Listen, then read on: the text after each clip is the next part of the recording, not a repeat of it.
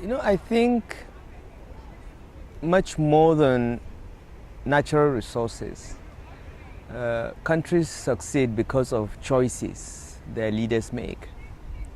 Nigeria has earned hundreds of billions of dollars from oil, and we have other natural resources that we could earn much more.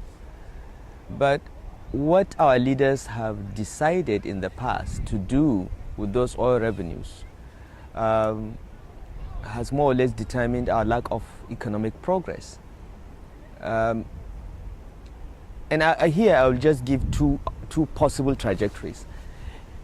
A nation that chooses to use its natural resource revenues to build infrastructure, to lay the foundation for an export economy, and encourage its people to be productive and export, is more likely to succeed in the long term than a country that chooses to use its revenues to import, to be a rentier state, and just get nothing done.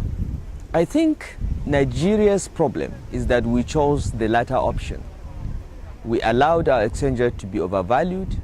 We moved the focus of the government and the private sector towards oil. And because oil is so easy to make money from, you just sit back and collect dollars every month for doing very little. It makes the whole society dependent and lazy and creates a rentier state. What is called Dutch disease in many ways: overvalued exchange rate, propensity for imports rather than productive exports, and so on. If you compare what Nigeria did with its oil revenue with Indonesia, countries that are similar in many ways, both huge countries, diverse nations with lots of oil, the difference is clear. We made certain choices in the 70s when our head of state at the time, General Yakubu Gowon, said Nigeria's problem was not money but how to spend it.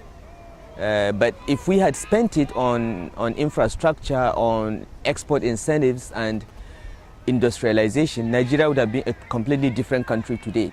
If we had chosen, for instance, not to build 22 airports and encourage Nigerians to own cars that we do not manufacture but mostly import or assemble,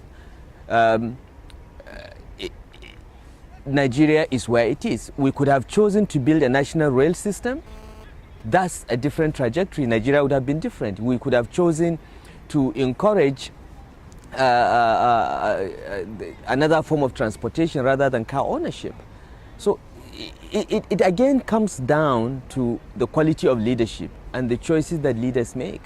And I think in Nigeria we've had leaders that have made some really bad choices, and we are still living with those choices. The challenge for Nigeria's current and future leaders is how to move the psychology of the people and the dependency syndrome that these bad choices over the last 30 years have created.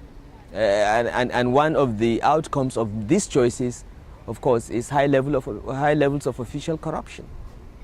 And it is a tough job to begin to restructure the incentives in the society to change this.